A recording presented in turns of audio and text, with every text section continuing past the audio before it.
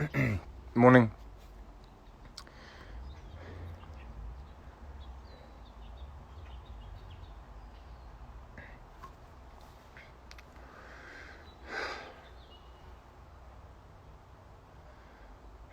Morning.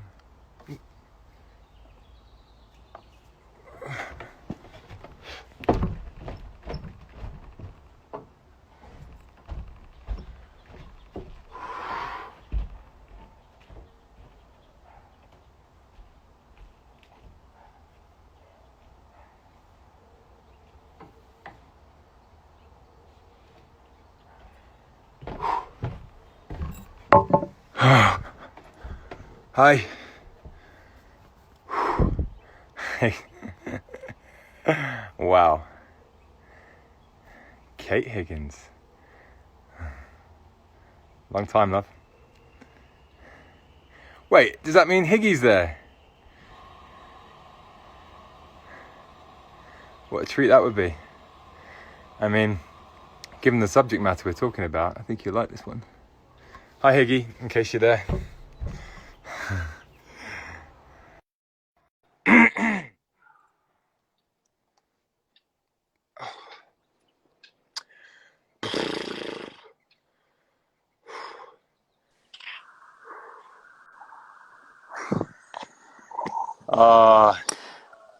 There it is. Hi, man. Did you just go for a swim? No, I just went for a quick run. But yeah, I'm swimming right now. How are you, brother? Mate, I'm well, eh? Fantastic. Yeah, man. South Africa's good? We're getting there. You are? Hmm. Tell me, what's going on? No, we marginally they're lifting the restrictions. So just loosening the screws ever so slightly. So I guess we're thankful for any improvement at this stage. But at least it's moving in the right direction, Yeah, any facial intimacy happening? Yeah, I've kept it in my script. Okay. I've Brother. to leave it and just go all outlaw on this one. So just so everyone knows, in South Africa you're allowed to shoot. Is that right? You're allowed to shoot on movie sets, but you can't have any facial intimacy just yet. Yeah, facial intimacy basically means kissing or snuggling, I guess. Look, it didn't say anything about outright sex. It specifically stated facial intimacy. So I don't know, man. Facial, only facials. Yeah, and I'm not shooting that kind of movie. And the kissing scene is kind of vital. So Yeah, I mean, I'm taking my chances. How do you substitute a kissing scene? Is like an intention to kiss, or one of those dramatic Hollywood sort of 6 feet apart? I might kiss you, but I might not. Yeah, there's ways to get around it. You can do the old, leaning into camera kind of point of view shot, but I hate that, man. It's not what I'm going for, So well, mate, films are about intimacy, isn't it? It's all about intimacy. It's about intimacy that you can't get necessarily in normal life. No, 100%. And so oh shit. You remember the short film I wrote with the cupboard? Yes. Yes, I entered that into a short film competition, and I'm like one phase away from production on that. Remind me again. It's two people. It's two imposters in a house, and one imposter, and a crazy chick reminiscent of Lola Run. Yeah, she's a convict, and she's on the run from the cops. And what's the name of the guy again? What's the name of the guy? Well, I've translated it into Afrikaans. Lloyd. Lloyd. Yeah, Floyd. It was Floyd. Floyd. Yeah, so I've translated it into Afrikaans because it's an Afrikaans competition. Okay. His dad wanted a rugby player for a son, so he called him Francois Pienaar Pretorius. which which is the name of the Springbok captain from '95. And then obviously the kid ended up not being rugby suited at all. The irony of it. Okay, so all's good. All's good Yeah. with me, kind of. I mean, it was a crazy. It's been a crazy couple of days. I've been up in here, Big Bear, and Yeah, sure. doing a new kind of isolation, just total isolation, really, for the first Yeah. time. It's really interesting.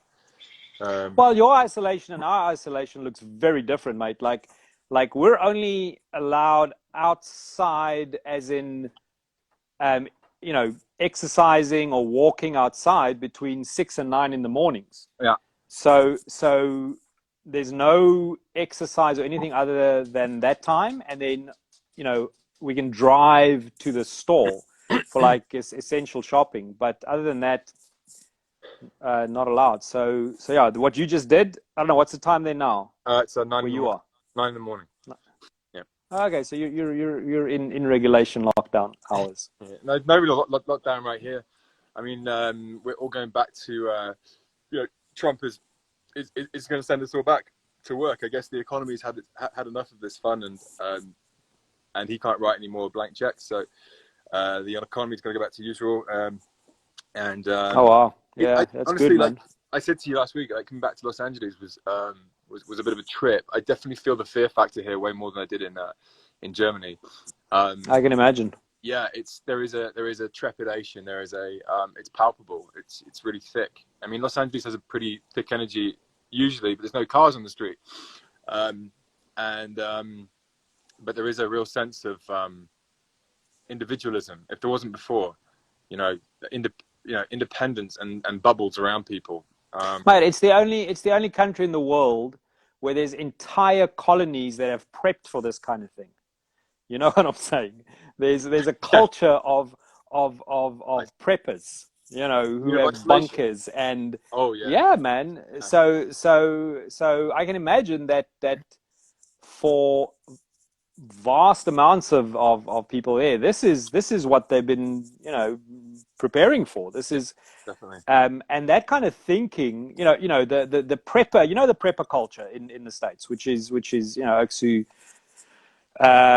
they know how to it's they know how to make fire from a fucking leaf, and how to hunt using a toothpick and shit like that, and they're ready to live off the grid, and that's just symptomatic of, I think, of a cultural mindset.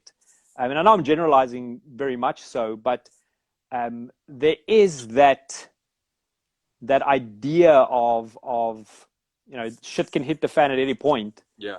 And it's kind of come up through this whole thing, and I think that's what you're experiencing is that panic.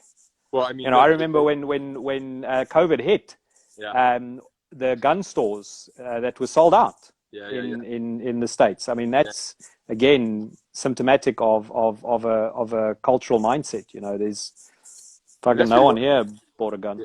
No, that's really what tipped the balance for me was coming back to Germany. It was either stay here or go to Germany. As soon as I saw that people were stockpiling not just food, but weapons, it became a completely different beast. You do get the sense, though, that rotten underbelly of what United States is. Sure. The fact that people haven't really taken care of the health system is all over the place. We're just starting to see a massive recompensation of it all right now.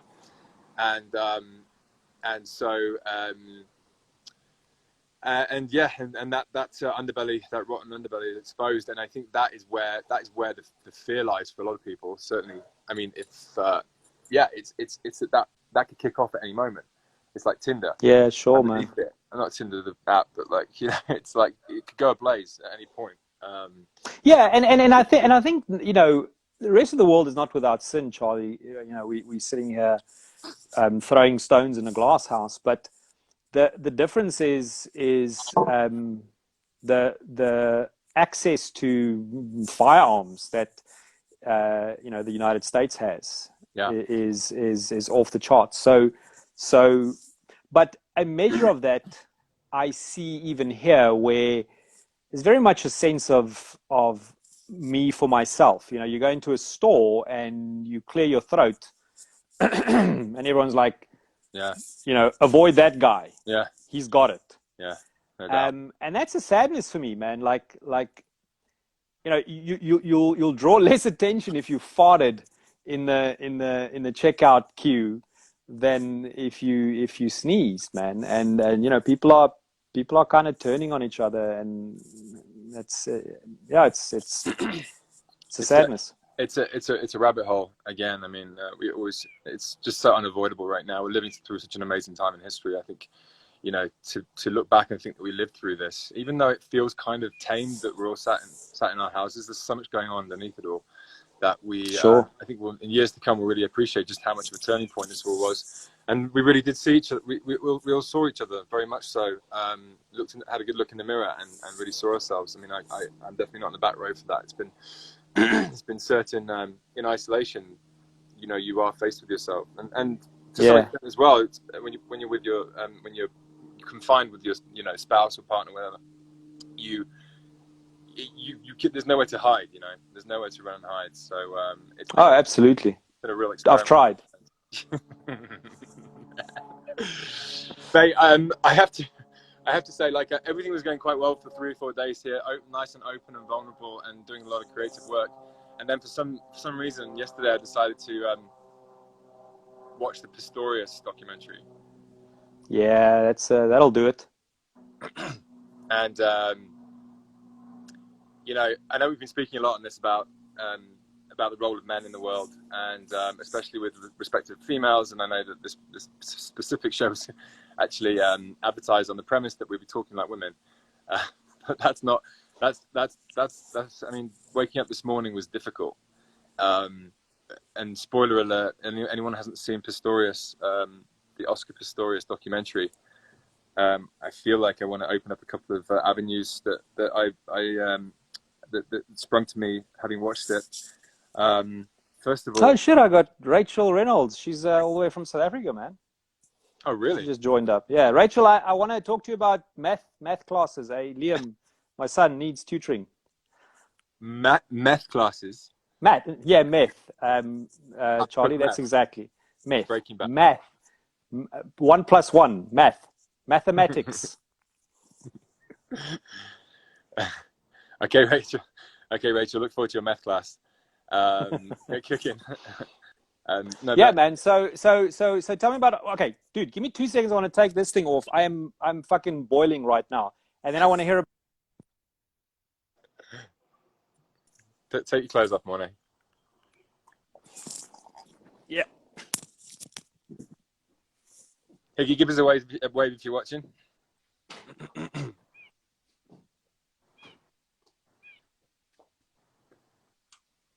He's not there. He doesn't have to press the wave thing. Technology, Higgins.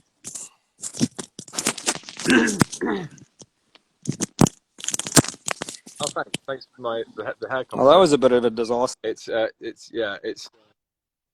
what is it? Dystopian hairdo. Okay, we're back.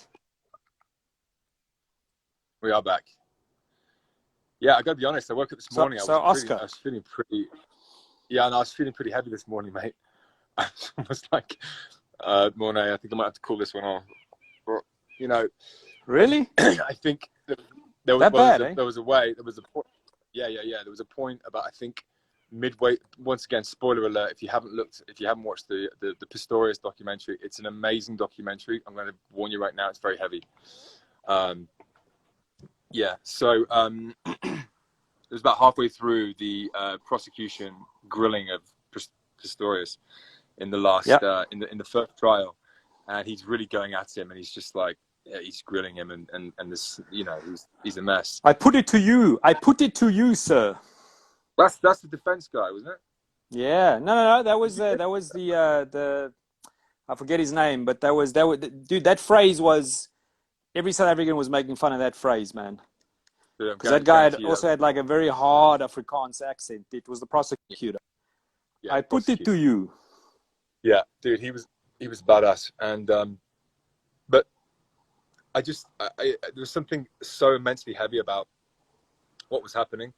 I feel like if anyone hasn't turned off right now, then you're probably not going to watch the documentary. I can tell you what happens. Basically, Oscar Pistorius was a famed, world-renowned athlete, Paralympic athlete, who actually competed in the Real Olympics.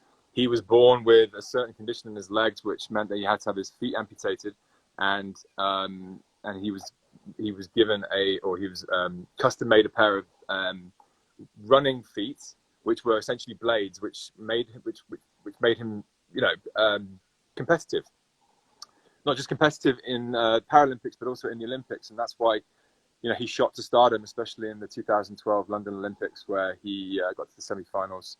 And yeah, he was the first. He was the first. Correct me if I'm wrong, but he was the first Paralympian to compete in the able-bodied Olympics. Yes.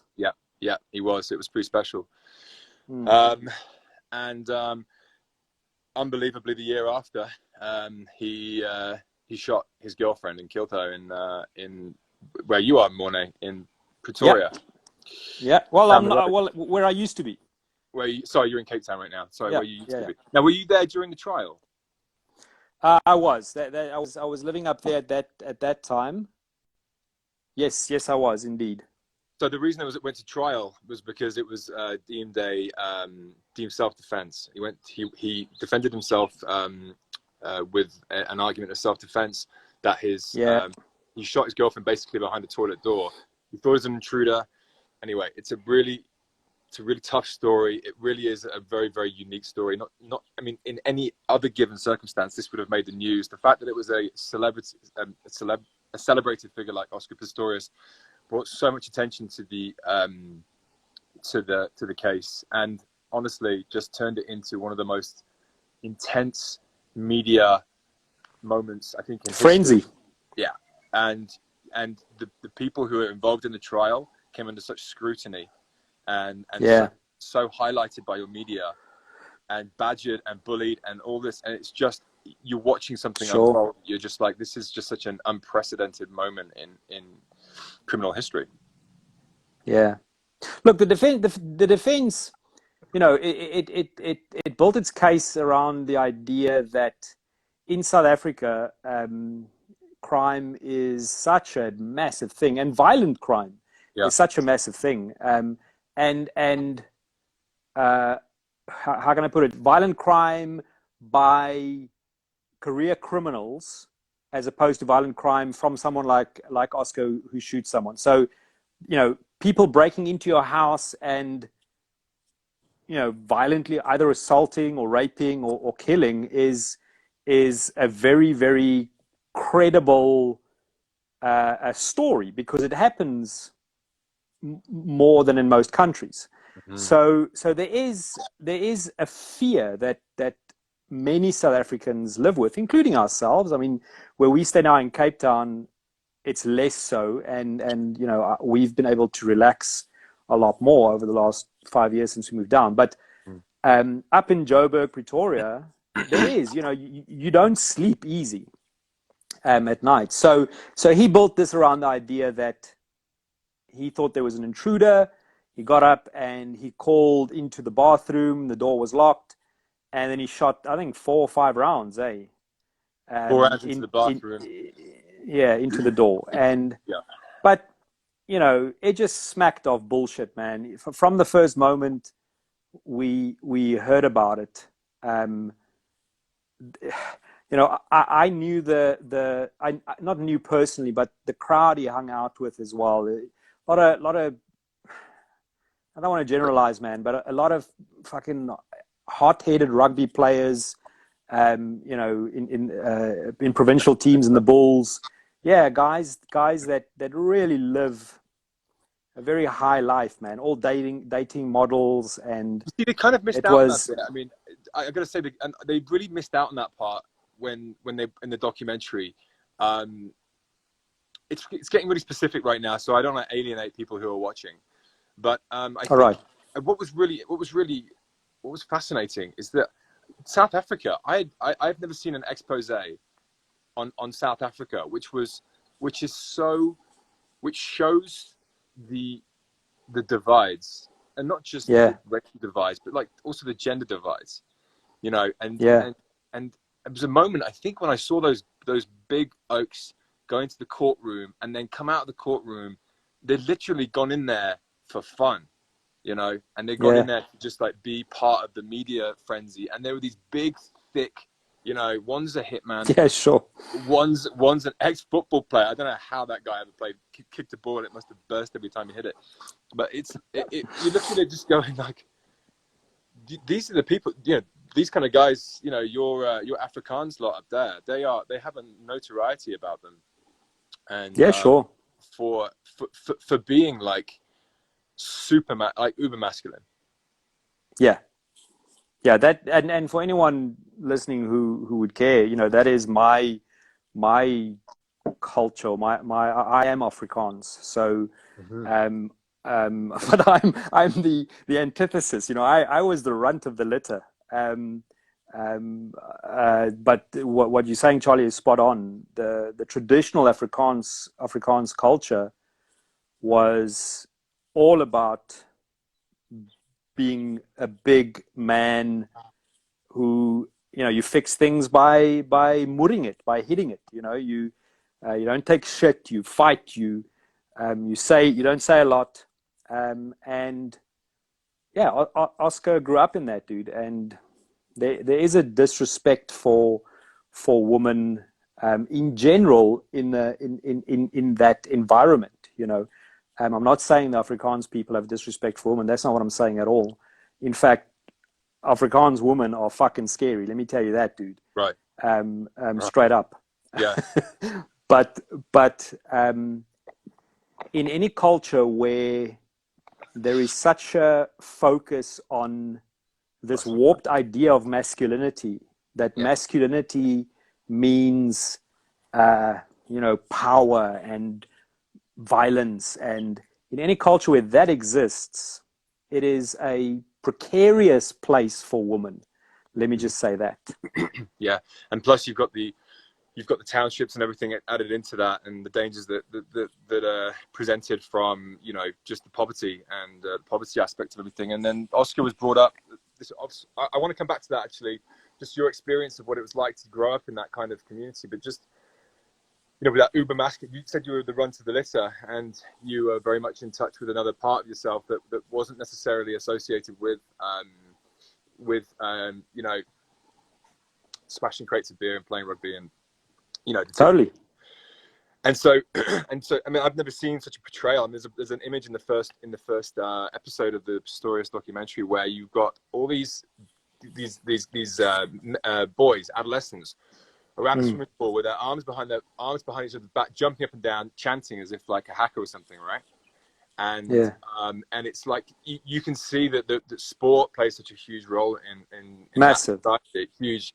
And then if you're not, and you talk about yourself as the run to the litter, if you're not necessarily, let's just say, physically, what is the word? You're not born with physical attributes that might, you know, mean you're a great rugby player or a great athlete. Exactly. What are you left with when you're living? If you're scrawny, in a culture, call it what it is. Yeah, sorry, yeah. But what do you do when you're living in such an uber masculine environment when really sport isn't your thing? You fake it, mate. Like that's the short answer, you know. Seriously.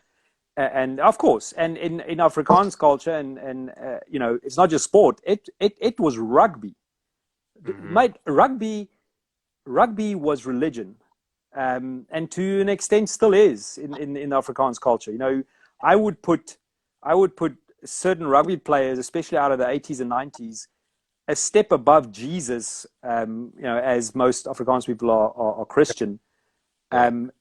And I'm not even kidding, dude. Like they won't, you know, people. And please, I'm not generalizing Afrikaans culture as a whole, but I am generalizing. But I'm saying those specific examples of it they would never admit to it, but the passion around a rugby stadium versus the passion on a Sunday sitting in church, you can't even compare it. So the worship of male-dominated violent sport. And I love rugby. Don't get me wrong. I fucking, there's nothing like a good bash up. I'm all for it. How you doing? Well, glory boy. Yeah, man, exactly. Especially if you play your lot. But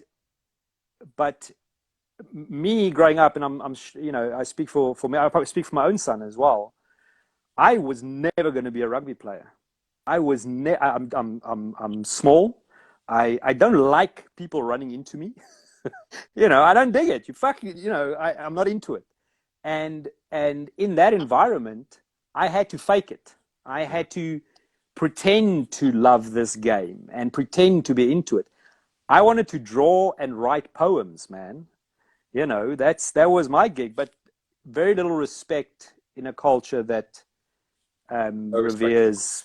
Yeah, so that's the world Oscar also grew up in. I got to tell you, it's not completely different to the hierarchies that existed when I was at school as well. To be in the rugby team was everything.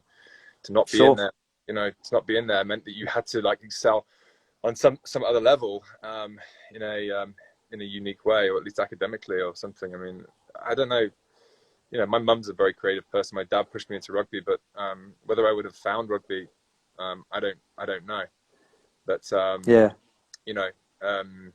and so that's incredible. I would love to sort of go down the path of where that took you, but I think that might be that's a really long rabbit hole. I just want to stick on Pistorius because it really is like how you found yourself is a really interesting. When you went to Israel with Hendry and you and the Goose, and you guys really found yourself, and it's a beautiful story. And when you went across the oceans and everything, like I really want to like catch up on that because I think that's just a whole new level of what it is when you don't find yourself in a hierarchy. You don't find yourself in a society necessarily that easily, and you have to find yourself otherwise. But you got to understand as well, and factor into that, Charlie, is that the South Africa that I grew up in was the apartheid South Africa. By the time democracy came around in '94, I was 19 years old already. So for 19 years, I grew up in apartheid South Africa, and what that means is on top of such a male-dominated culture, there was also extreme isolation and censorship. And I remember, and I think I've told you the story. The Goose and Henry and me, we ended up in Israel in '94, and there was this trend that the Israeli girls had where they would drop their shirt over their shoulder and their bra strap would show. And we lost our shit, dude. We thought we had walked onto a porn set as far as we were concerned. Because, because the South Africa that we grew up in, that would never have happened. You would not see a girl's bra strap. Wouldn't happen. That was as much, she was basically naked. So...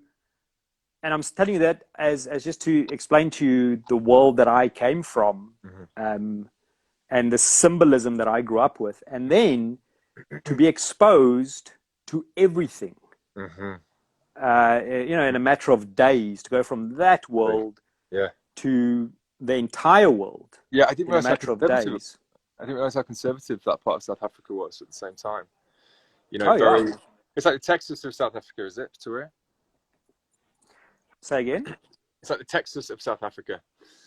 Yeah. It is the when I was in Texas, even the landscape at times reminds me of it, but it was very much a closed state, Charlie, in that everything was controlled, mate. Like the movies that we saw, the books that we read. All the news that we got. Remember, there was no internet. There was nothing. Everything went through the government. It was censored. So. For what reason? Why was it wasn't just because of apartheid? Why was there a conservative? Yeah, of course. It was because of apartheid. Well, it's control, mate. It's control. It's control. Okay, it's all it is. Okay. Yeah. So a key sustaining idea of apartheid racism was the idea that was fed to the Afrikaans people that they are somehow a chosen people. You know, that it is our godly right to own this country and to be superior to, etc. Now, to sustain that idea, you need certain things. You need the church and the state to be, you can't dispute them.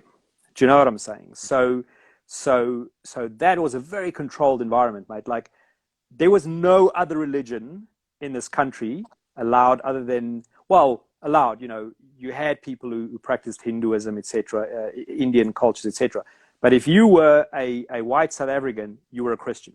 You know, that was it, mate. Like, in our schools, Christianity was enforced. You know, I didn't even know other religions existed until I was like a teenager, probably. So it was all about control. There was a really interesting point, just to segue a little bit, in the kind of got brushed over in the documentary, where he lost his mum, right, at the age of 15, very, very suddenly. This is Oscar. Yeah, Oscar Pistorius, right? Yeah. He lost his mum at the age of 15, and at the age of 17, he competed in the Paralympics. Sure. And at the age of 15, he was playing rugby, and he at school in Pretoria, and he did his knee in, and remember, he's got stubs, and they gave him the blades, and then two years later, he was racing in the Paralympics and winning. Yeah. As a 17-year-old. Yeah. Yeah. What it gets brushed over a bit in the documentary because I guess there's just not enough footage to fill in. But from losing his mum to the Paralympics was 2 years, and he was running sub 22 200 meters. What do you think? What do you attribute? Can you attribute that to grief? It's hard to say, Charlie. I mean, you know, here's the reality. You know, Oscar Pistorius was a driven individual. Fucking, you know, say what anyone wants to. If you take away the fact that he was also a very, very broken individual. Yeah. He was ambitious as a motherfucker, and you know, did he accomplish amazing things? Yes, he did. But so did Adolf Hitler. You know what I'm saying? It doesn't take away from the fact that underneath all of that, there was darkness brooding, man. And you know, whether the loss of his mom contributed to all of that, and to him performing well, I don't know. I think Oscar would have performed well whether he was raised in the perfect home or whether he was raised in a broken home. I think it was in his nature. But I can absolutely say that what contributed to him ending up where, culture of you know, bravado and machismo and fucking, you know, violence, that, you know, male dominated violence that we worship in this country and I guess many others, man. And yeah, it just bubbled over in Oscar's case, you know. So from your perspective, when you were brought up, let's get a little closer to the bone. Was it normalized? Was it normalized to be for women to get their asses handed to them? Mate, so like I said, you know, my mom was the scariest person I knew, and she'd fucking shoot my dad if he did that. So I'm not saying that the Afrikaans culture or the South African culture, for that matter, is, you know, is just constantly violence against all women. That's not what I'm saying at all. But I I got my first gun when I was 18. Did you? You know, of course I did. Mate, you know, the fear of what would happen if democracy came was fed into us like it was spoon fed, you know, and fuck, if, you know, if there's, you know, democracy, we're going to be overrun by, you know, all the people of color are going to drive us into the sea. Really? So yeah, that was fed to us, you Huh. know, so you have to get a firearm, you have to prepare. So, you know, I could march almost before I could speak. You know, we had something like the Boy Scouts. It was called the Voortrekkers. Mm-hmm. And but it wasn't just, you know, I watch movies about the Boy Scouts and they go out and they have fun around a lake. It was very militaristic, you know.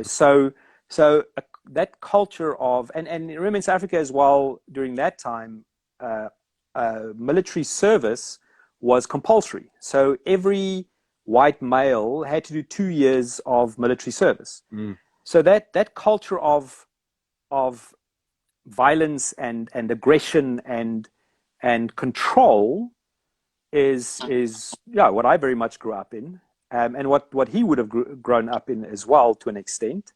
Mm-hmm. And the thing is with that is it goes somewhere, dude. It Yeah. goes somewhere. You look at, you know, I just missed the hardest part of that culture. But like my brother, for example, who's 5 years older than me, that guy struggles with post-traumatic stress, dude. Like you cannot believe. From what, mate? Well, from growing up in that environment where Yeah. you constantly have to be strong and you have to be a man and you have to be you know, fearless, and you don't cry and you don't show emotion, and you know, you sort things out. And if, you know, if something is to be fixed, you hit it. Yeah. Right. You don't talk about it. Yeah. Now, that's just suppression. And the thing is that energy, man, that natural feminine energy that we all have inside of us, if you push that down constantly, it's like a pressure cooker, and it's going to come out at some point in some twisted way, you know, and more often than not, it comes out violently. And yeah, man, that's in my view what happened there. What part of the feminine becomes violent? No. Sorry, I might have misspoke. No, I'm like, not saying the feminine became violent. I didn't misinterpret you. From what it was sounding like is that there is when you suppress, there is a bubble that expands, and then you prick the bubble, explodes in this violent capacity. If that is a feminine suppression, then what actually is it? Is it a creative one? Is it a frustration that I'm not? It's just energy that gets suppressed, Charlie. Here's the thing, and most South Africans I see, Deadbeat Diva has also joined us. It's a South African lady. Hi. And most South Africans will probably agree, except the Afrikaans ones, that there's an alarmingly large amount of white Afrikaans men who have come out the closet since the 90s, who are, you know, admitted, and I can't put my finger on it, but there's a massive a big gay culture in the white Afrikaans community. No shit, really. That must yeah, be very much so. I mean, you mix that whole sort of you've got kind of a very specific accent, and then you mix that accent with, you know, the sort of accent that becomes of a lot of gay people, and you know, I'd be interested to see like what kind of culture that sort of manifests. And well, it's beautiful, of course, because Cape Town is the place where it really lives, obviously. But the point I'm trying to make is, you suppress something so long, then, you know, collectively it has given birth to it in another way. It has to come out. And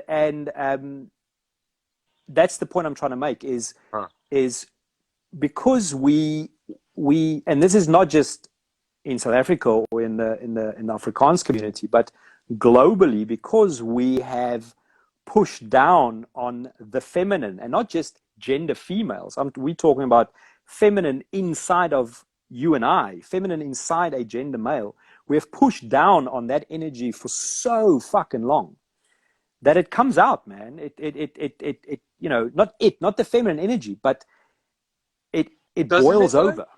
Okay, right. Well, What you're if it saying comes right out, now, if it comes out non-destructively, yeah. if it comes out non-destructively, that's fine. But hang on, You know, if yeah. there's a toxic masculinity, there is also a toxic femininity, right? I You know would where I'm say going with this, yes, right? there is. I do, but I would say yes, there is. But this, what I'm saying, is not that. Obviously, there's a toxic femininity. Obviously, it's there, because it would be the reverse of toxic masculinity. But what this that I'm talking about now is not that. This is just, you know, if you're, it's like celibacy. Why was there, and this is not me just, this is not conjecture, it was proven that swath of priests that came out having fiddled with boys, right? In the Catholic Church. Remember that? Yeah. Yeah. What happened there? Mate, because you're suppressing your fucking sexuality. Yeah. You know, it's normal to have sex. Now, if you deny yourself that, that's going to come out in other ways. Yeah? And if it comes out destructively, then it ends up like what happened to those priests and the kids. It can come out in you know, just other ways that aren't necessarily destructive, fetishes or whatever.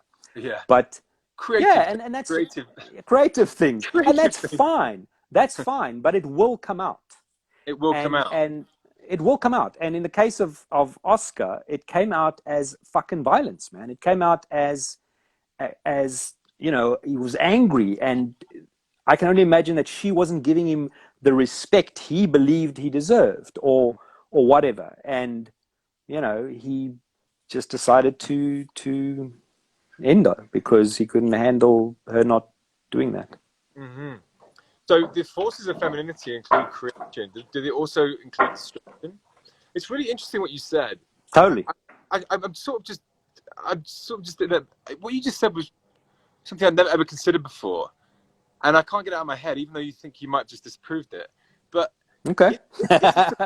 is the suppression of the feminine within males, the buildup of the feminine energy that doesn't get expressed in some way, be it through sex, be it through anything creative. I've always found that the sexual energy is very translatable. For example, you know, you can run it out, or you can write it out, or you can you know, just anything creative. I think is a sexual, for me personally, is sexual energy expressed. Whatever it is, the force, you can call it whatever you want. If in most males, let's just take an average bog standard man,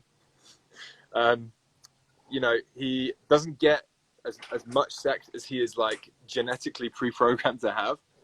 He doesn't. He works a job which isn't particularly creative and doesn't provide him particularly. But he's just in a routine, and he doesn't particularly. You know, he doesn't really take care of himself. Doesn't get out and get that energy away. Where does that energy go? It stays in there. It builds up. That feminine energy we're still talking about builds up and builds up and builds up and explodes.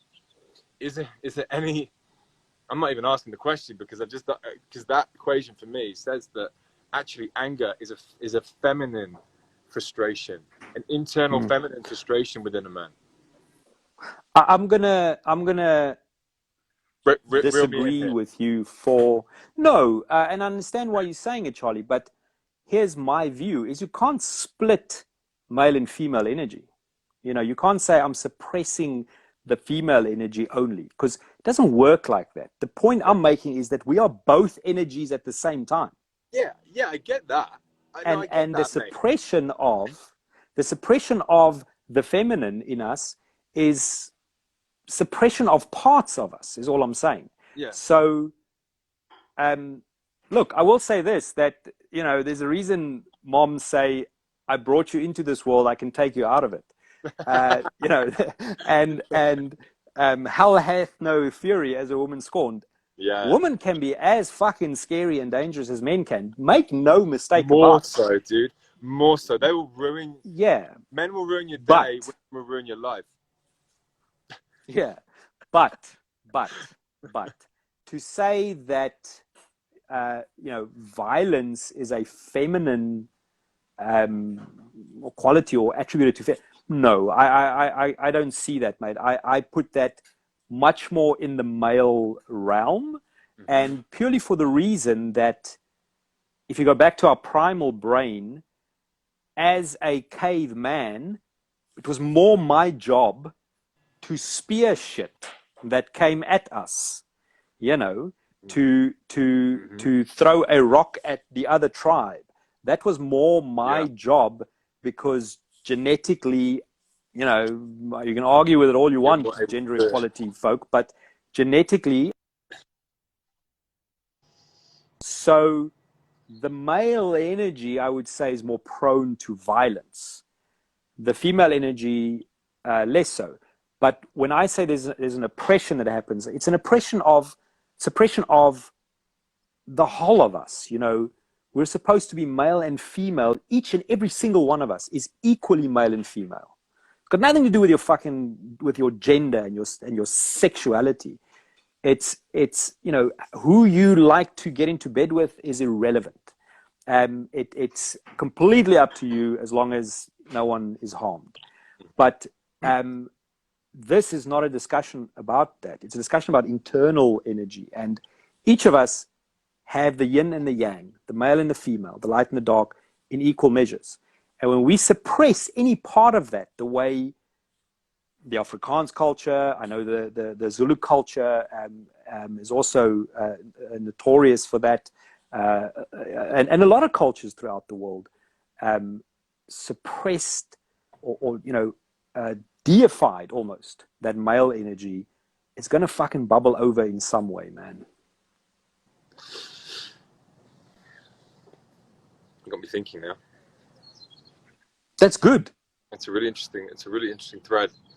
I never considered before. Yeah. I will say that. I mean, if there is a force within all of us, and it desires to be expressed. I think in this isolation, I think if anyone hasn't felt the need to pick something up and express themselves through it, be it even if it's Instagram, even if it's like social media, even if it's just a small bit of writing, like the natural force that you go out into the world with and you use on a daily basis, whether it's talking to people, whether it's running, whether it's creating something, whether it's whatever, sex, whatever's floats your boat. If you haven't experienced the build-up of that during this isolation, and it hasn't pushed you towards one of these things, towards your addictions, towards your artistry, towards anger, towards desperation, then I feel like this isolation, people have genuinely been able to like deal with this isolation in a measured and positive way without changing anything about themselves. Yeah.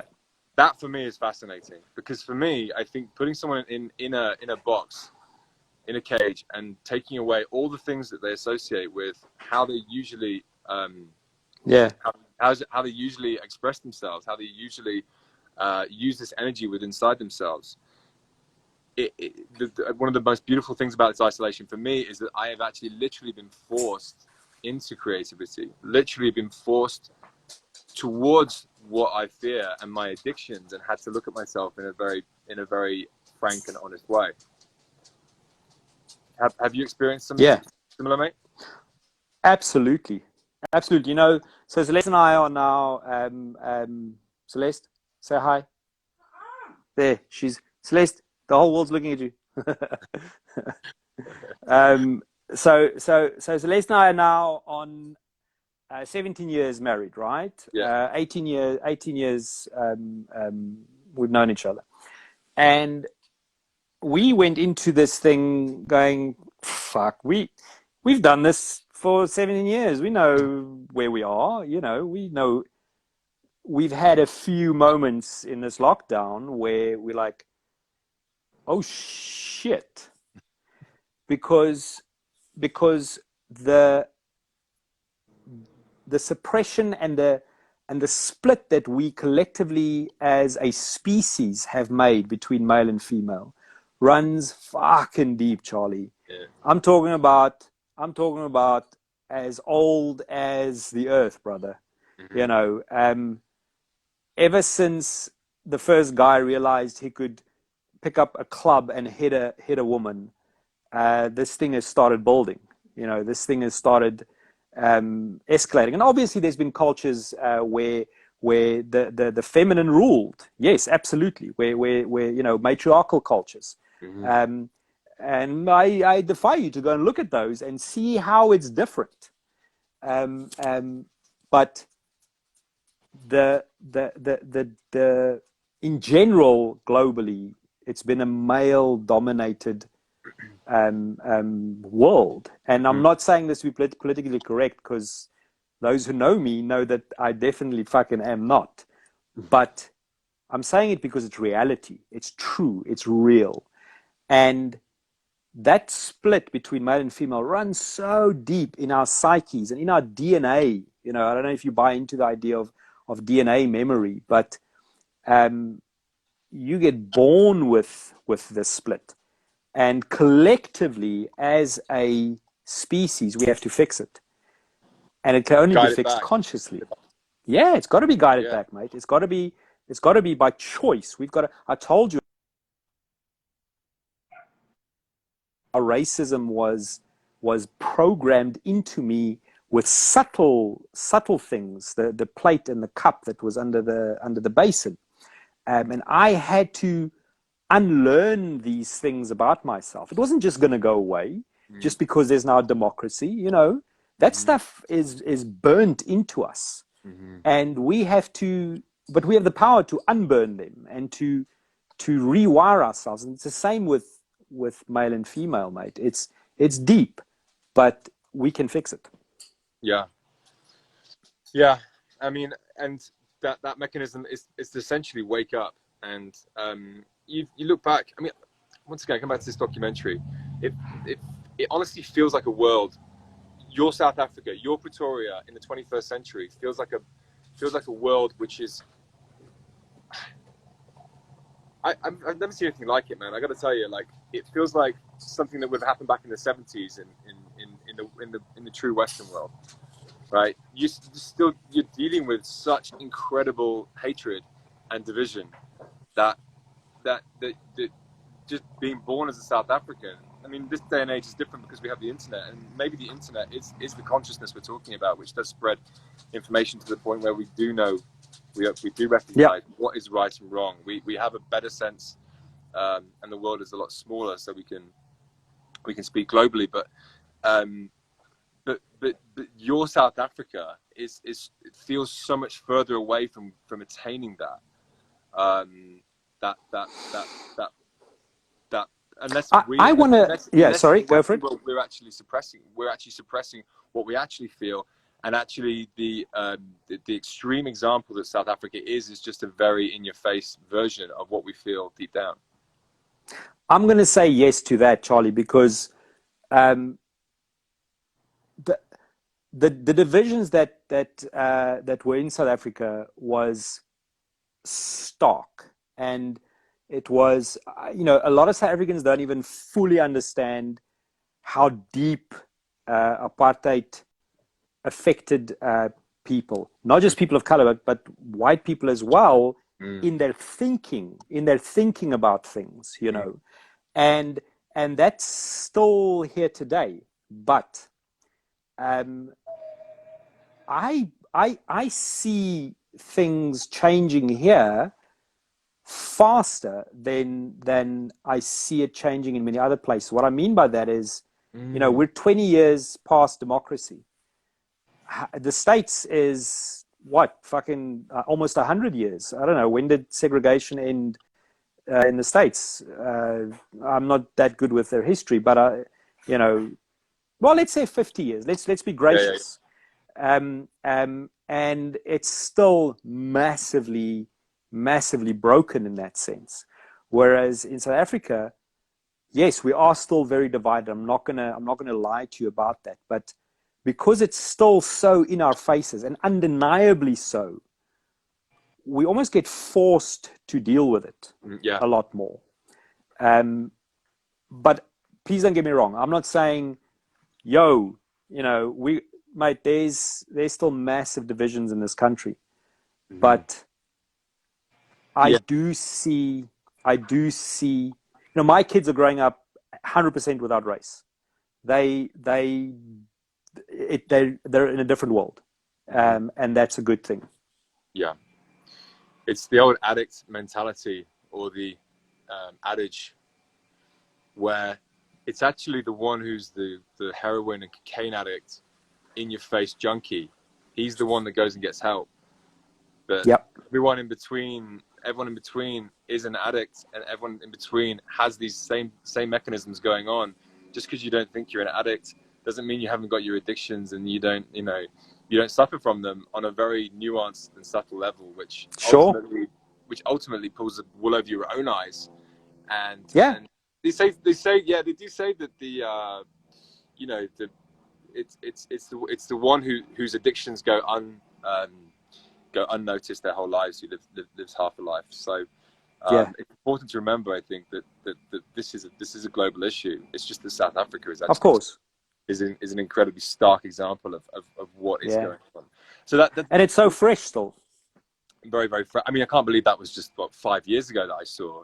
Some of the footage was just so raw, and it's a different world down there, man. I mean, I love South Africa. I've been to Cape Town, obviously, come to visit you and that time back in 2014, and a lovely place, but it does have that tension still, huh? Of course it does, mate. You're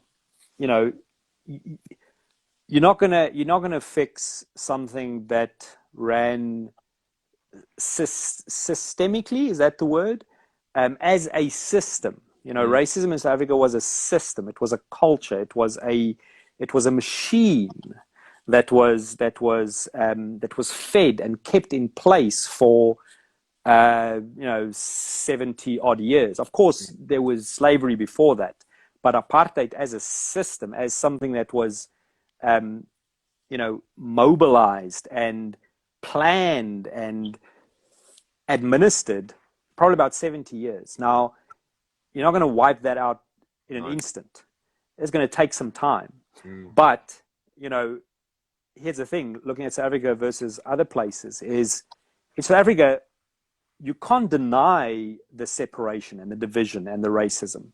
Now, there's my business partner, who's a lady of color in South Africa. There's a cultural group who call themselves colored people. So I know in the States, etc., colored is, you can't say that, but this is what this culture of people call themselves. Anyway, so my business partner Aisha, who's a colored lady, she says this thing, and I've heard it a few times from people of color. They say they prefer an Afrikaans racist to an English white racist, because at least with the Afrikaans racist, he's honestly racist. Yeah, he's going to be racist to your face. Pretends to be your friend. Now, the point I'm making there is, in other societies, it's hidden. It's like, oh no, we're fine. We're so politically correct, but it's bubbling underneath. Whereas here, it's in your face. It's like, it's there. It's something. We have to deal with it. We have to, I drive out my house. I see people living in tin shacks, Charlie, their whole lives, in a shack the size of not even my living room. Now, you can't live in that and not be affected by it, So I believe, because South Africa has got it so stark and so in our faces, I think we're going to get better quicker than the rest, man. Watch this space. Watch the space, indeed. I mean, it's I love that. I love the example that it is the extreme version of everything that's going on. I mean, that's such a translatable idea. Maybe it's something we can deal with, unpack in the next few weeks. But I love talking to you, mate. And we've got 28 seconds left. And, yeah, man. Have a good again.